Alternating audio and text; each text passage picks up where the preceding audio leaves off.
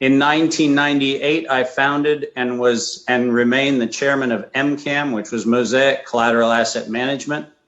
And what we did there was we brought the worlds of intangible assets and banking together so that the one asset that is in fact a right given to every citizen of the world that is part of the giant trade agreements that once again came out of the Second World War, the one asset that every citizen has, which is the asset of their creativity, innovation, intellectual property, copyrights, trademarks, etc. We built the organization that allowed that to be regulated and used as bankable collateral so that small business could have a leg to stand on, and we built that company in 1998.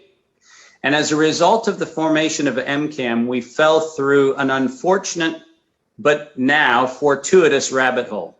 And that was that in 1998, we did the first ever audit of the patent systems of the United States, of Canada, of Australia, of the European Union, and elsewhere. And what we found quite tragically is that an enormous number of crimes were being committed using the patent system to, in fact, stand in the way of progress, not to advance the innovation and useful arts for which they were established. And specifically in 1999, we uncovered what became the roots of our awareness of the current pandemic that we've been exposed to. In 1999, we uncovered the biological and chemical weapons patents that were proliferating around the country and around the world. And in 1999, going into 2000, we first reported on the weaponization of biologic materials in violation of biological and chemical weapons treaties. And among those weaponizations was in our first published report for a number of intelligence and law enforcement community, our identification of the chimeric alteration and recombinant technologies around coronavirus, which in 1999 were first developed to serve as a means by which we could build a vaccine vector at the time thought to be useful for the treatment or prevention of HIV. The problem with that work was it very specifically, beginning in 1999 with NIAID's funding directed by Anthony Fauci, it was very clear that what they had done in their gain-of-function research in 1999 was take what was a normally occurring pathogen and turn it into what was then referred to as an infectious, non-transmissible pathogen. In other words, they actually made it more dangerous to the human, and they made it more dangerous so that it could be used as a potential for vaccine vectors going forward. And that was in 1999. In 2002, the weaponization of coronavirus was complete. And you heard what I said, 2002. That's when the spike protein, that's when the ACE receptor dynamics, that's when the open reading frames around various subfractions of the protein synthesis that's available using the model created by the coronavirus model. All of that was fully weaponized by 2002. And I make that point very clearly because we did not have SARS as a human condition until we had invented a weaponized version of coronavirus. A decade earlier, Pfizer had filed the first patent on a coronavirus vaccine that was a veterinary application, and that was filed in 1990. So Pfizer's first effort to get a spike protein-based vaccine for coronavirus started in 1990, not in 2020. This has been, to restate the obvious, a pathogen bioweapons program that is now over 2 decades in the making. And it is vital for us to understand that what is currently being called the medical countermeasure, referred to as a vaccine, does not meet statutory definition of that particular technology, because unlike every other vaccine in the history of humanity, every other vaccine is derived from some either fragment of or attenuated version of a pathogen. This particular injection that we're dealing with right now, this particular injection is an mRNA model, computer generated, not derived from a living or an organic material. This is a computer simulation of an mRNA strand, which was thought to be a means by which we could turn the human body into a pathogen creator. By that I mean the formation of the coronavirus-associated spike protein. And for the first time in vaccine history, and once again, I'm using that term because it's what we're calling it, and it is not, in fact, a vaccine. It's a gene therapy to create a bioweapon. But for the first time in vaccine history, we are relying on the immune system to respond to a pathogen creation that we first inject into people. So the fact of the matter is we have an unprecedented outcome. And if we go back and look at the patent record, if we go back and look at the laboratory record, and if we go back and look at the funding record, we see that the current pathogen called SARS-CoV-2 was clearly chimerically altered and was clearly chimerically developed in the laboratory so that it could be used both as a weapon and as a medical countermeasure in 2015. University of North Carolina, Chapel Hill, and we've reported on this quite significantly, funded by NIAID, developed and violated the International Convention on Biological and Chemical Weapons by taking a foreign uploaded model of SARS-CoV-2 and turning it into a recombinant chimeric pathogen, which they said, and I quote, was poised for human emergence. And poised for human emergence, not in 2019, as we've been told by the propaganda, but that publication was published in February of 2016, published from work that was done from 2013 to 2015. There is no novel coronavirus. There is a weaponized version of a computer simulation of a fragment that is in fact modeled to be the spike protein analogous to what we've been told is the spike protein associated with SARS-CoV-2.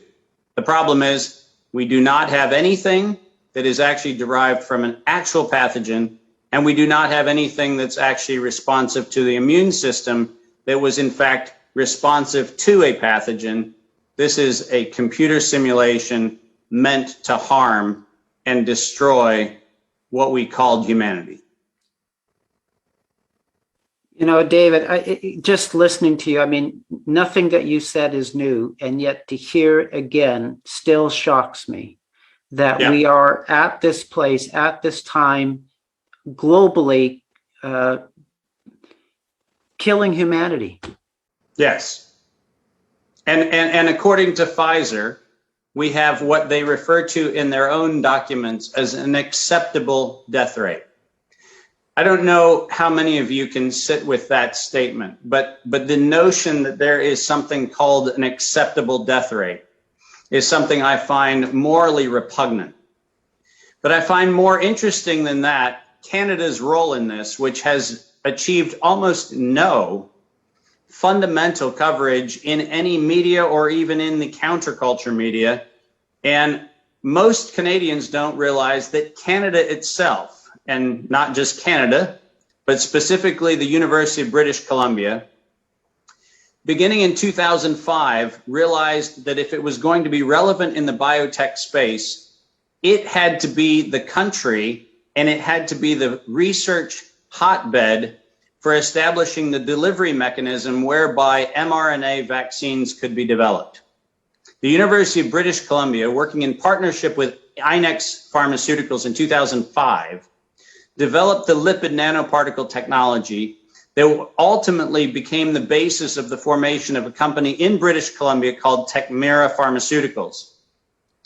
In 2009, Tecmira had a very interesting set of challenges, and this was commensurate with the 2008 declaration by the World Health Organization that the coronavirus was in fact eradicated as a condition associated with SARS.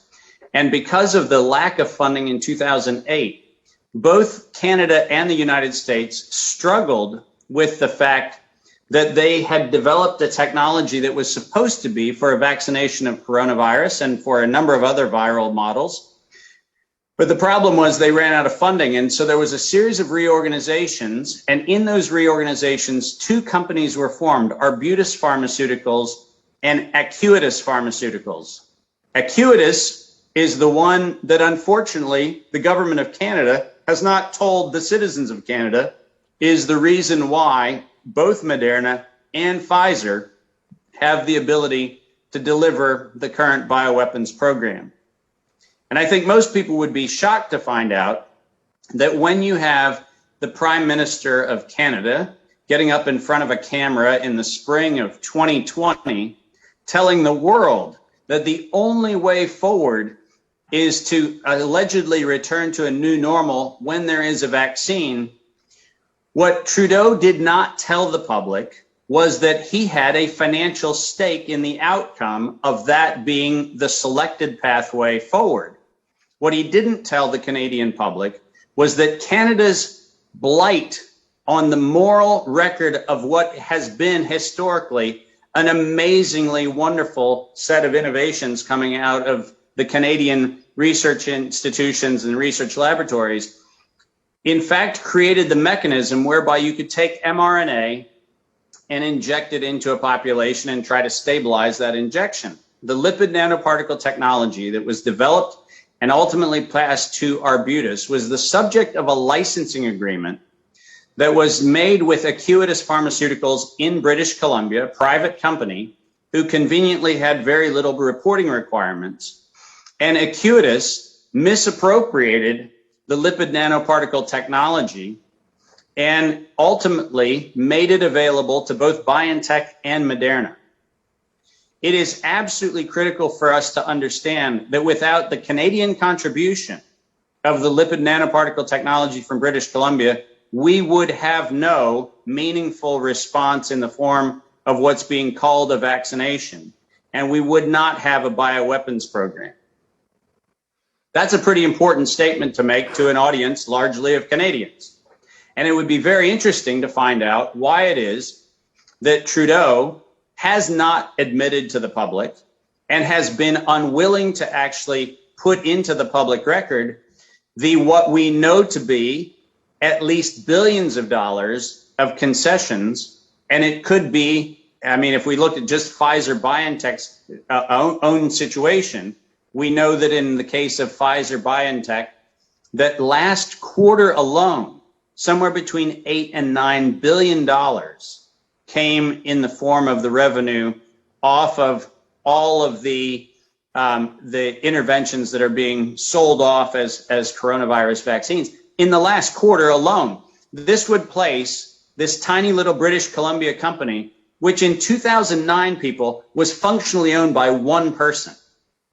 I mean, we need to kind of bear that in mind. One person actually owned this company, Thomas Madden, who's the CEO of Acuitas. In 2009, he was largely the sole owner of it. He actually appropriated the technology in a labor dispute, which functionally was a trade secret argument around this.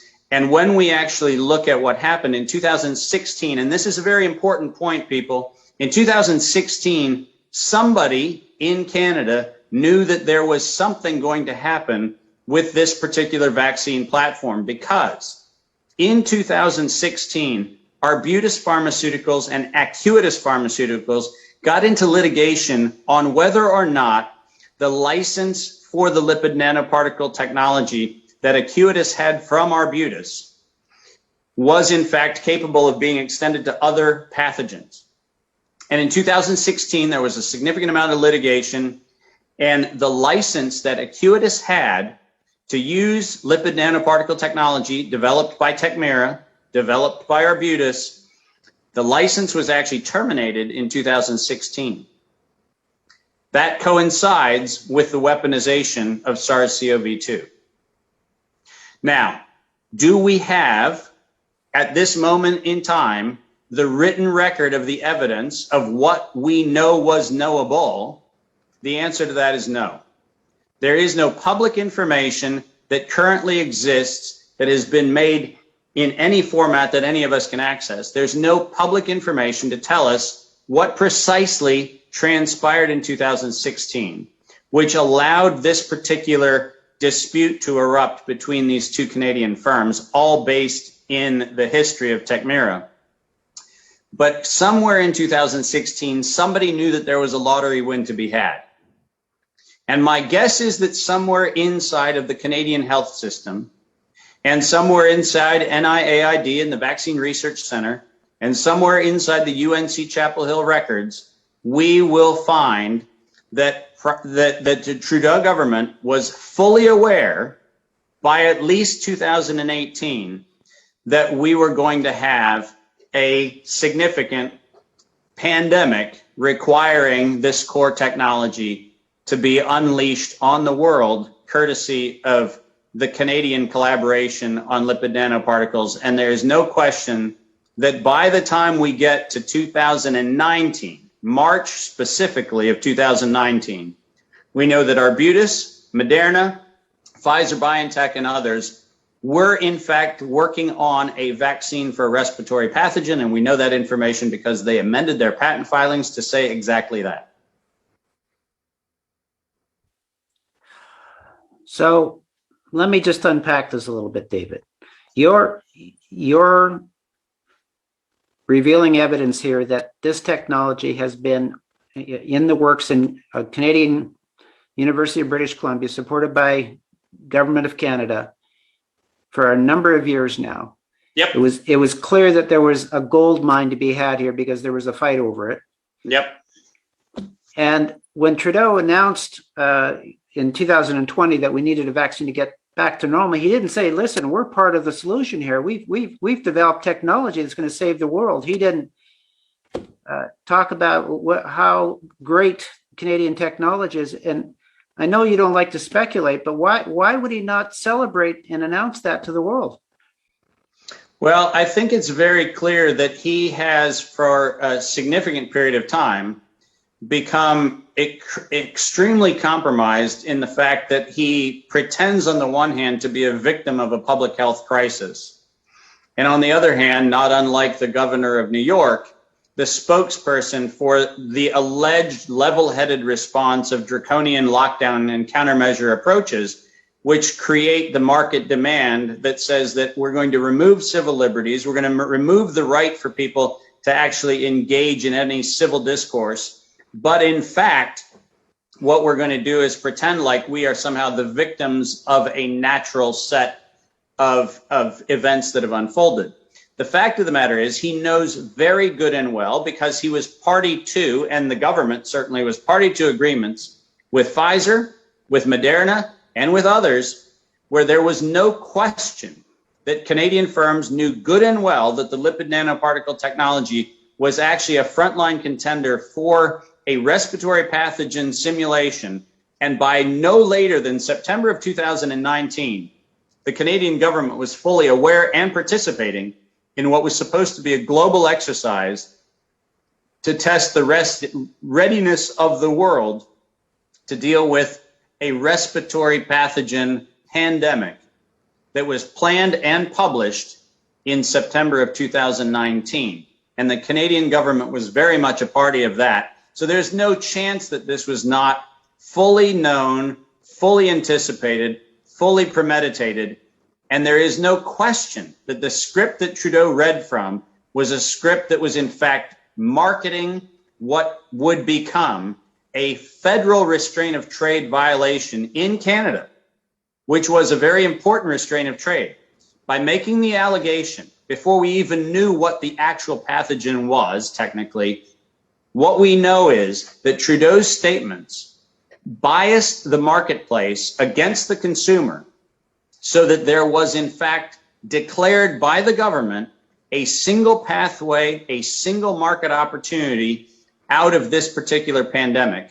And by telling the world that the only way forward was a vaccine, what that did was it actually precluded the use of life-saving countermeasures that were medicines that could have helped and could have supported the health of people And instead of that, we watched people die while we were waiting for an economic windfall. And that economic windfall is going to a private corporation whose accountability is not to a shareholder, is not to anything that has public visibility.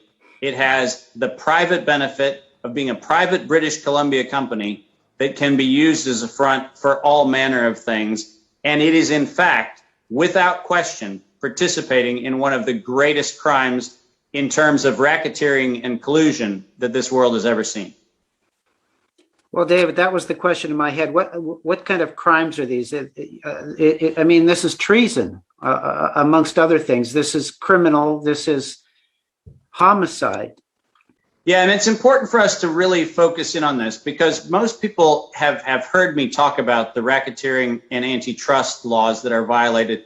And both the US and Canada have very robust antitrust laws. The fact of the matter is there's three fundamental elements of antitrust, and all three are violated. The first is that you cannot do what's called market allocation. In other words, you cannot use either a public or a private institution where colluding parties get together and say, we are going to tell the consumer what their only option is. That's a market allocation violation of a racketeering thing. You also cannot suppress information and coerce people into accepting a single scenario when the market forces are not at play. In other words, you cannot suspend from market consideration other alternatives so that you pick the only winner, in which, by the way, you've already placed bets on the table right. in the form of funding, and you also have an economic gain. And you can guarantee yourself that the Canadian government knows very good and well that it had huge economic gain to gain from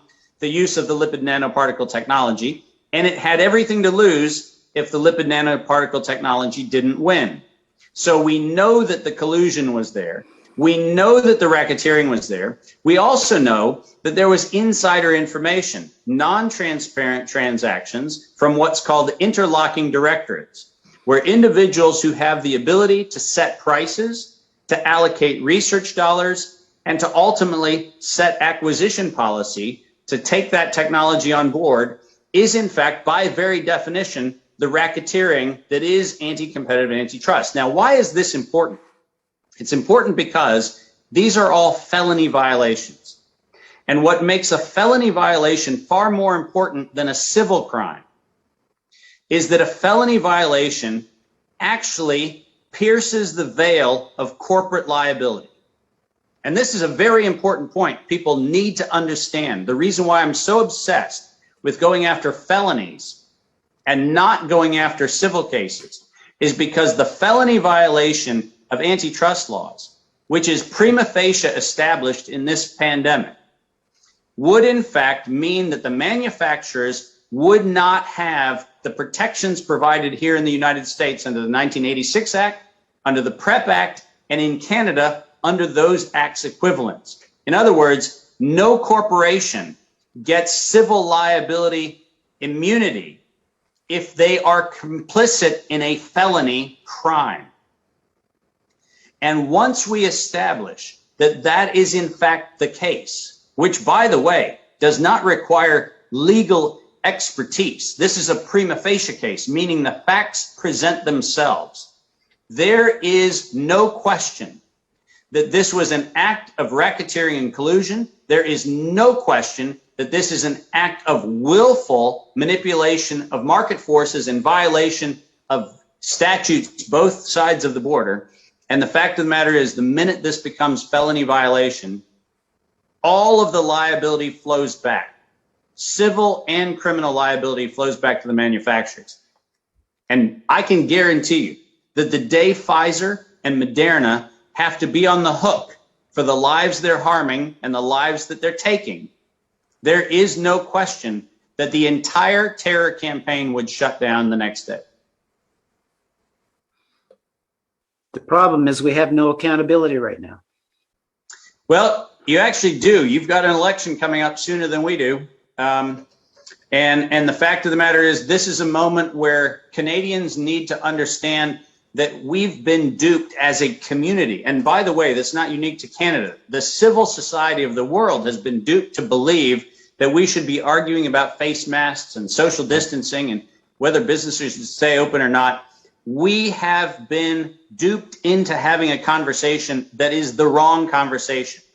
There is a crime that is being committed.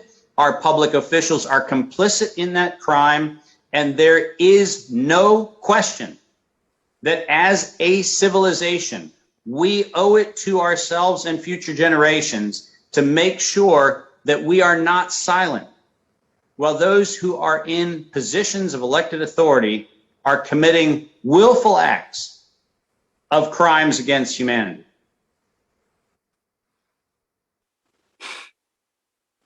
With this information, should there not be a criminal investigation starting this minute? There absolutely should be. Here in the United States, we have the unfortunate reality of not having the benefits of some of what you guys have in Crown law. But the fact of the matter is, in Canada, as well as the rest of the Commonwealth, you actually have a mechanism where you can allege and actually initiate criminal proceedings without relying on the Justice Department we have in the US. We know that our DOJ here in the United States is entirely corrupt. We know that they have been willfully incapable of prosecuting any of the known crimes, which, by the way, include here in the United States, one of the best known crimes that apparently we can now get away with, which is lying to Congress. As most of you know, Anthony Fauci has now on two documented occasions actually lied to Congress, which is a violation of I think it's 35 Code Section 101. No, it's Section 1001 of the criminal statute.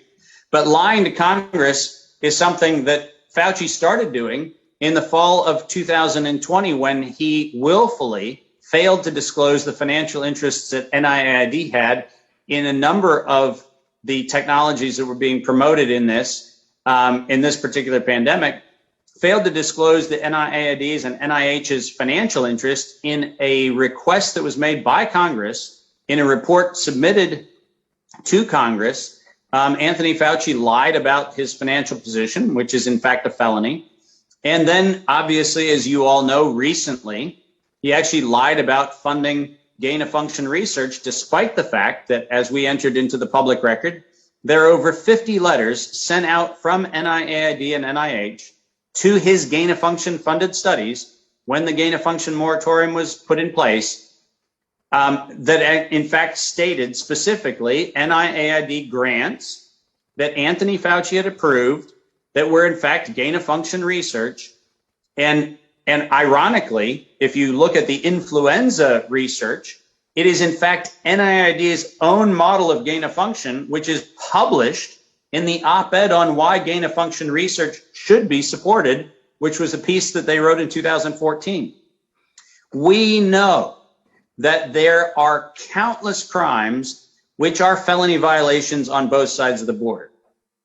And we know that it will not be until the public forces this into action that any action will be taken.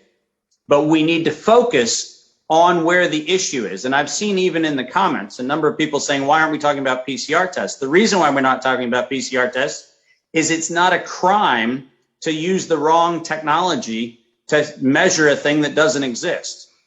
It's not a crime. It's stupid is what it is. It's not a crime. I'm talking about things that in fact have jailable and financial and felony statutes that make sure that we are capable of holding people accountable and actually sending people to prison where they belong. And that includes our Prime Minister. There is no question that your Prime Minister has violated not only the laws of Canada, but has participated in a bioweapons treaty violation. And let me be very precise on why I say that, because when I make an allegation, it has to stick. And the allegation comes from the definition of a bioweapons program.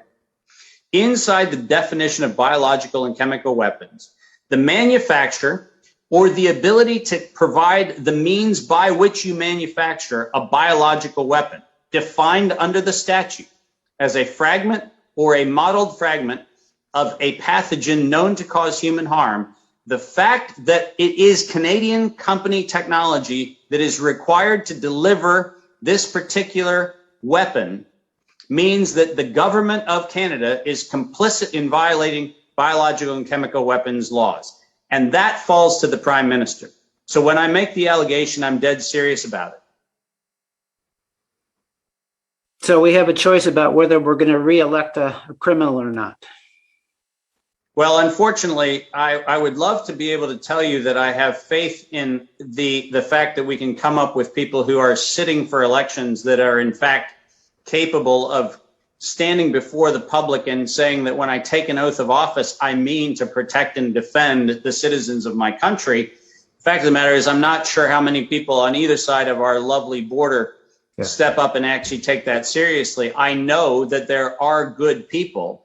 I actually know that a number of people who get to the points of where they think they are going in power ultimately find themselves compromised. But I would certainly love to think that somewhere along the line, there is a Canadian who's capable of standing up and saying that the laws of Canada and the international conventions to which Canada is a party are in fact going to be upheld, and I do so solemnly swear. That should be not a huge reach.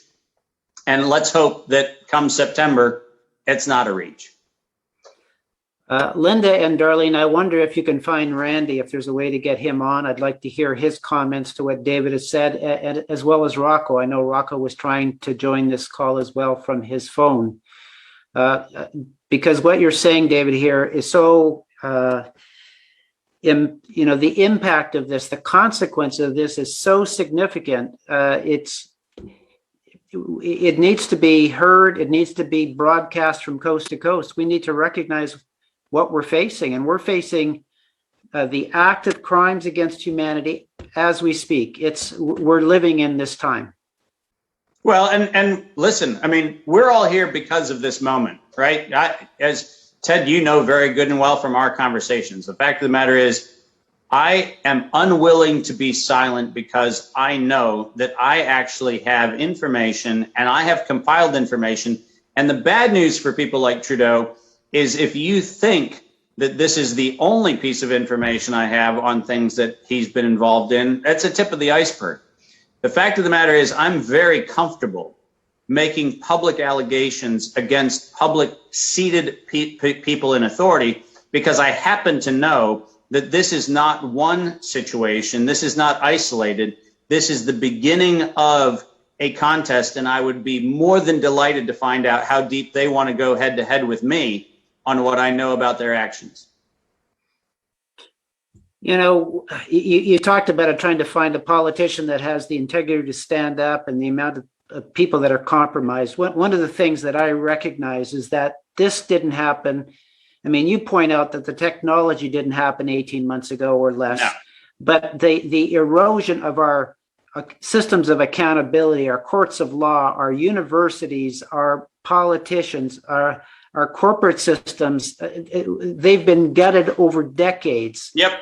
To get us to this point, so that we are literally can be knocked over with a feather because there are so few institutions that now have integrity to actually stand for the principles of democracy and freedom and the things that we think we're based upon as a country. Well, and I think we have to get to a point of realizing, and Ted, you made a beautiful point, and I just want to make sure that we spend a little bit of time looking in the mirror. Not surprisingly, the metaphor is sitting right behind me. But you're exactly right. This didn't happen overnight. We are now faced with the consequence of an enormous amount of our efforts that, in fact, should have been taken when we saw these erosions taking place. And what happens is, as long as it's not affecting us, as long as it's kind of not in our own backyard, we think that there is, in fact, some sort of immunity that we'll have from this. But remember that I have yet to see anybody in British Columbia going to the University of British Columbia and asking for them to be held accountable for their role in developing the delivery mechanism for this particular vaccine. I don't hear about the British Columbia protests at the University of BC, and I don't hear about it because people in British Columbia are largely unaware of the information that in fact states the degree to which the University of British Columbia was in fact complicit in this. I don't see people walking around protest signs of, bring Acuitas Pharmaceuticals to integrity and hold them to account for their deal that they cut with the German BioNTech company. I have not seen any evidence of those things, and that's not a dig at any individual or any organization or any action. But the fact of the matter is, these things were all happening while we were asleep. And that doesn't mean that we need to first and foremost go, oh, let's go find the bad guy and let's go to the town square and have the public accountability, mob style. What it means is we need to be very, very clear on the fact that we were asleep at the switch. And it is on us to realize that if this happened while we weren't paying attention, we better start not only forming a response to this, but we better start informing ourselves more completely so that we do not allow corporate takeovers of our public space like has been allowed to take place in the last 20 months. Well, David, you used the expression about looking in the mirror. I'm reminded of Michael Jackson's song, The Man in the Mirror. That's where we need to start.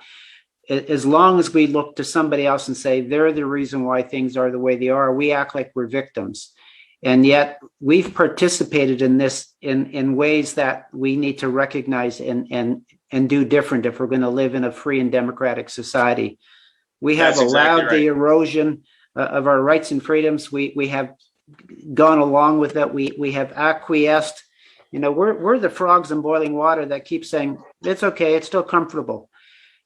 In addition to that, we have, to me, when I look at the media that's complicit in this tyranny would not happen if the media told the truth. It would end this afternoon. Yeah, and remember, people, and for those of you not familiar with the Reiner Fulmick and the Stu Peters interviews, I will recite for your benefit what I have recited into the public record many times. In 2014, the veterinarian Peter Daszak, who ran EcoHealth Alliance, the company that has been criticized for its role in laundering NIAID funds to the Wuhan Institute of Virology. But it's important for you to all realize that in 2014, Peter Daszak specifically said at a public meeting, we need the public to accept a medical countermeasure for a pan-coronavirus vaccine. And I'm quoting from him. We need the media to create the hype, and we need to use the hype to our advantage. Right. Investors will follow if they see profit at the end of a process.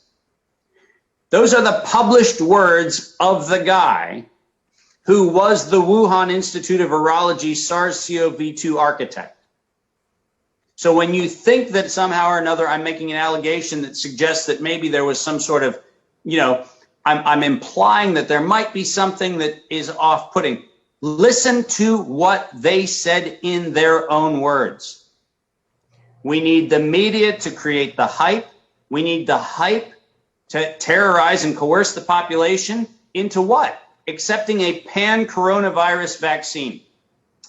That statement made in 2014 is critical for us to think about, because when you have a statement made that says that the public needs to accept a pan-influenza or pan-coronavirus vaccine, and you say that after the World Health Organization has declared the coronavirus-based SARS to be something that has in fact been obliterated from human history. This is a disease that has finally been overcome, like we overcame polio and like we overcame smallpox and like we overcame everything else. This is allegedly, according to the World Health Organization, an eradicated disease, but an eradicated disease is supposed to have a pan-coronavirus vaccine, which is requiring media hype so that investors will put money in because they'll see profit at the end of the process. Those are their own words.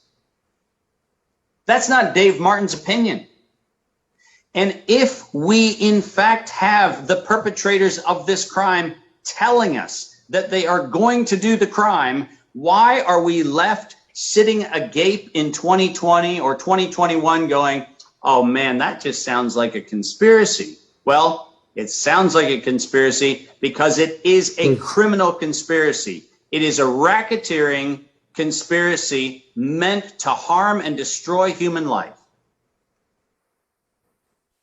Well, Rocco Galati says over and over again, this isn't a conspiracy theory, it's a conspiracy fact. And Correct. Conspiracy is in the criminal code, and it's there for a reason because it happens. And we allow that phrase, conspiracy theory, to discourage us from standing in our truth and holding people accountable. David, could you connect some dots for this? Why is this injection so important to their agenda? What piece does it play in the larger agenda? Well, once again, let's go back and visit the statements made by Peter Daszak. As you all know, we had a period of time where the idea of a vaccine became quite popular among a certain ilk within the established public health community. We know that beginning with the 1986 Act, there was a means by which pharmaceutical companies were very interested in sheltering themselves from liability because they knew they were entering a phase where the increased danger of their actions was going to ultimately mean that business was not viable. If you know you're going to harm a population, you need to make sure that you do the groundwork to make sure from a litigation standpoint, you move yourself as far away from prosecution as possible. We know that beginning in 1986, there was a commitment on the part of the people who bought Congress, bought elected officials in the US, in Canada, around Europe.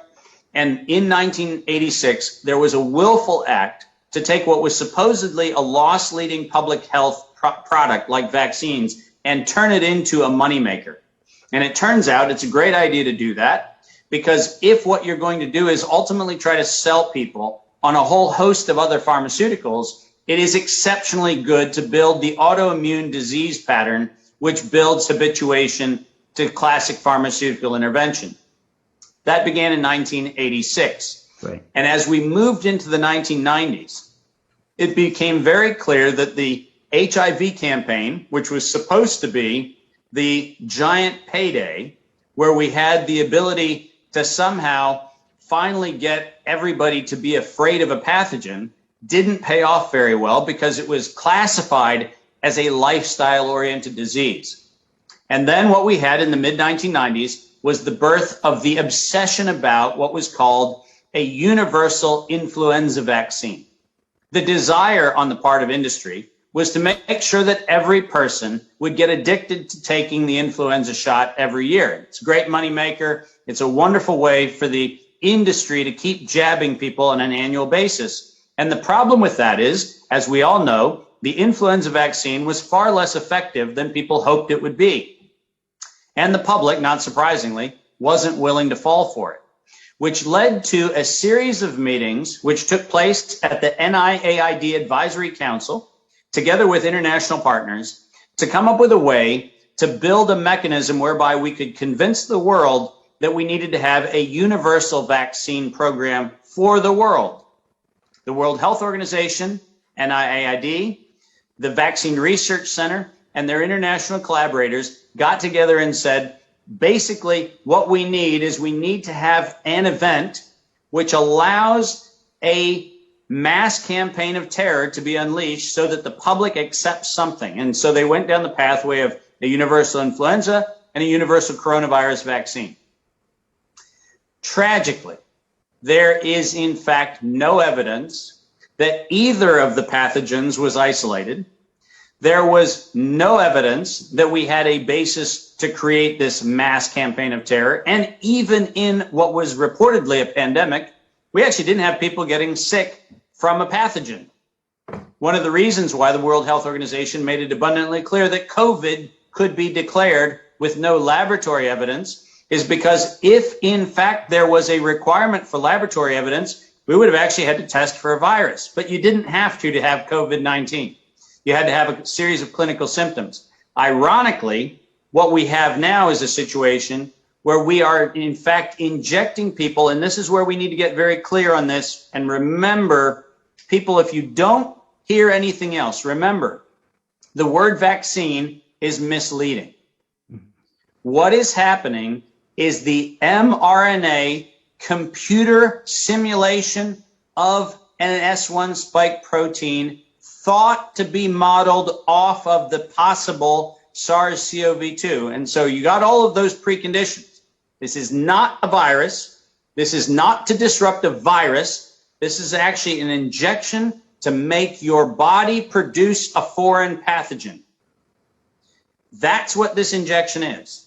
The theory being that once that pathogen is being produced inside of your body, and by a pathogen I'm talking about the S1 spike protein, the minute that is produced, we are hopeful, that's what the official science is, we're hopeful that the body then triggers an immune response which will build not an antibody to SARS-CoV-2. The thought is that we'll actually build an antibody to the spike protein model that we're injecting. Here's the problem, people. Every single public statement that says that this is a COVID vaccine is a lie. This is not a vaccine for COVID. This is actually a medical countermeasure using gene therapy to try to manipulate your body into being a factory of a pathologic substance, the spike protein associated with coronavirus, and hopefully that triggering immune response. And we have to get clear on this. They told us it was a vaccine because they wanted the shield of immunity of liability. That's why they called it what it is. As recently as the first quarter of 2020, in their own Securities and Exchange Commission filings, Moderna still made reference to the fact that the FDA considered their mRNA technology to be a, quote, gene therapy, end quote. We do not have an injection that is in fact associated with the actual pathogen model that is called SARS-CoV-2.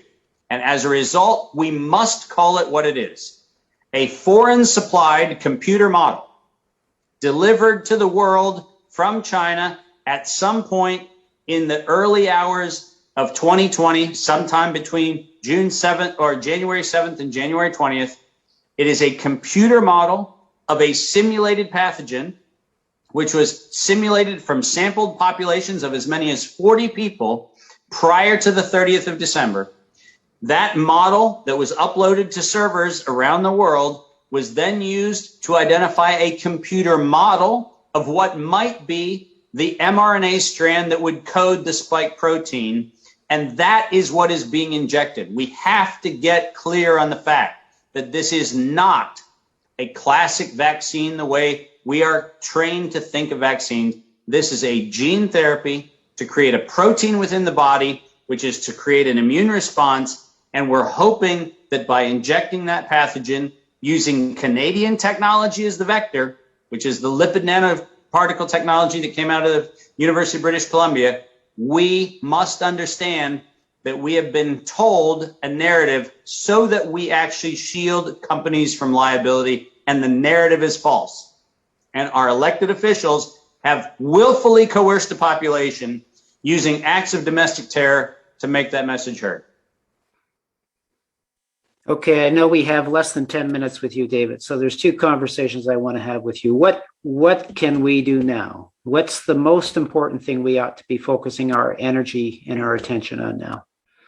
Well, as a Commonwealth country, what I would say is that you need to re-examine your statutory basis of action and make sure that your members of parliament are inundated with the information that we're sharing right now. Complicity with allowing the government to commit a crime in Canada is something that must be done immediately. And if you are living north of the US-Canada border, you know, your member of parliament must be informed that there is an active racketeering and criminal conspiracy that is actively harming the public, and it is using the resources, the wealth, and the innovation of Canada to violate international and domestic bioweapons and bioterrorism statutes. So the first thing is to make sure that people hear this message. The second thing is to hold them accountable. You have an election coming up very, very soon. And what you must do is you must look to those individuals who are standing for public office and quite specifically have them make a public statement. Are you going to allow this to continue, or are you going to do something to disrupt this? And any official who's standing for office who is unwilling to actively commit to a public inquiry, an inquest, and ultimately a royal commission equivalent must be voted out, and you would vote in those individuals who are capable of making that commitment. By merely having the conversation, it is important that you as citizens understand your role in making sure that there is in fact a public commitment. Getting people on record is the first thing to do. But the second thing to do is to stop having debates that aren't real debates. This is not about masks. This is not about social distancing. Those were decoys to distract us from the crimes that were being committed. The crimes that are being committed are racketeering, bioweapons, and in fact, at least reckless homicide, if not willful murder of massive members of our population. And we cannot sit idly by and allow that to persist. And the last conversation I want to have with you, David, is after you and I chatted the other day, I came away, you said some things that create hope. Yes. What has you hopeful? Well, like I said, in many times when I'm asked this question, I have no hope, I have certainty. I'm far bigger fan of certainty than hope. I am certain that within the listening audience of what I see on my screen as 1.9 thousand, so close to 2,000 people who are listening to this, some one or more of you has a prosecutor, has a barrister, has a QC, has a golf partner, has somebody who has the capacity to in fact move forward. There is no question that we have within 2,000 people's reach, using the, very famous Kevin Bacon, 6 degrees of separation. We have the people within our network who are the people who can take the appropriate action. Somewhere there is an elected official. Somewhere there is a prosecutor. Somewhere there is a QC. Somewhere there is someone who is within the reach of someone who is actually in this conversation. And the fact of the matter is, there is no question that it is not going to be the ballot box alone that decides this. This is going to be the human factors of people who, in fact, take their initiative to make sure their network is activated to the issues. And we, in fact, make a very clear statement that says we, the people, are watchfully aware of what is going on, and we are not going to allow this to go on in our name.